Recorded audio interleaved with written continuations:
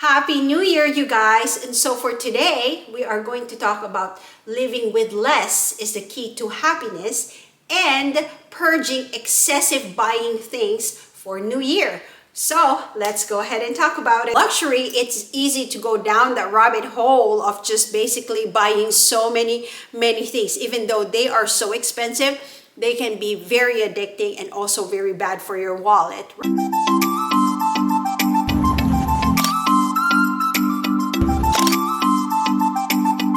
As the new year starts, I wanted to tell you my New Year's resolution, so to speak. I don't really believe in New Year's resolutions, but I think that this is something that we can practice for the most part, for the entire of 2025. I think living with less things is really the key to happiness. And so I wanted to talk to you guys about this because I feel that we are now in a society where we always keep buying so many things. And it's the nature of humans to basically, like, if you have a nice fancy Mercedes, your neighbors have it, you also want to have the same thing. And I think it's just human nature. And how do we really cut that down, and how do we really live with less? Because I think happiness is basically to the core of just basically living with less things too. So to me, I feel that we need a lot of discipline in this area, especially with luxury, because with luxury, it's easy to go down that rabbit hole of just basically buying so many things. Even though they are so expensive, they can be very addicting and also very bad for your wallet. To make sure that I will stick to the plan, I would probably, number one, stop going to the luxury shopping areas where it's going to be very tempting for you to buy. That's number one. Number two is shop your own closet, because if you think that you already have everything covered, and you think that you have all that stuff that you bought that you haven't even used for quite a while, and then they're just sitting there in your closet, I think it's time for you to really rethink things and just look at what you have in your closet and use them, and instead of buying. So that's really one. And so, I will try to do that as much as possible for the year of 2025, and just not have to buy a lot of many things that I don't need. The one more thing too that I would say is declutter. So, as you guys know too, right? Decluttering can also make your life a whole lot easier, because then you only have to have the things that you really like, the things that you really use, and the things that you really love. That's really all that matters. And if there's something that you're no longer using, or it doesn't really serve your purpose anymore, go ahead and sell it, give it away, or what have you, and just Marie Kondo everything, which is what I've done for the most part, right?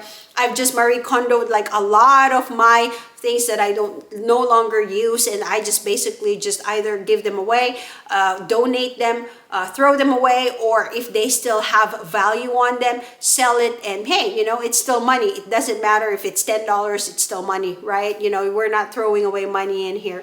So anyway, I think that living less will also uncomplicate your life, because if you have so many things, those things can own you a whole lot. It can own you. So let me give you a very good example of things owning you. So let's just say, for the sake of this video, you have 30 Birkins. And so if you have 30 Birkins, and they are worth what, $20,000, $30,000 a pop. Now you have this much amount that you are holding, and they are all physical things. So these things can make you, one, worry, because there's so much that you own, and that one, you need insurance. Two, theft is another concern. Three, owning them, you need to also take care of them. So you probably need to have like a environment where there's no moisture coming into your closet. So now you have to invest more, through your, maybe have a good, climate controlled closet for your bags. So that makes it so much more complicated. It complicates your life a whole lot. All the while, if you only have to worry about like 1 or 2 or 3 bags, there's not much to really worry about if you have a very minimal collection, I suppose, to like, having a very, very, very big, vast collection of these expensive things. So be careful, because things can own you if you are not very careful with this. And again, what I find, which is really very interesting, is that once you have the certain things that you already need, and then you buy the repeat of the same things, it won't make your life any happier. That is the truth, you guys. That is the truth. It's not just that I am preaching it here, but I feel that that applies to me really. And in my experience, I really, if I am being very honest, right, I really don't need another Birkin. I really don't need another Kelly. If it happens, great. I'm not also opposed to blessings, right?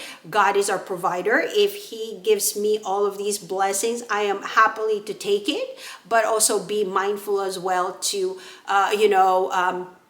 not have so many that it can own me, it can own my personality, it can own my life, where all I think about is worry, worry, worry, worry. And I do not want that kind of lifestyle. I want a carefree lifestyle. I want a life that is simple enough that I can go anywhere I want, I can do anything that I wanted to do, and not owning a whole lot. And so another question that I have for you guys is, which is also something that to think about, right? You know how Elon Musk has basically downsized for the most part, right? He sold most of his real estate, if you guys don't know that yet, right? And then he doesn't really like own like a whole lot, except of course his companies, right? His companies, of course, he owns those, but like material things and stuff like that, he does not own a whole lot. It's because I think that he is basically saying to us that money and owning things doesn't really make a whole lot of your happiness in your life. But otherwise, what makes you really, really happy is, 1, experiences, 2, family. And he's talked about this, where he was saying that sometimes, he feels that, he hasn't really spent a whole lot of his time with his family and friends because of, also owning these big companies too as well, right? And all that stuff. So, and I think that minimalism is really a good way to go. I know that this lifestyle of minimalism is also not for everybody.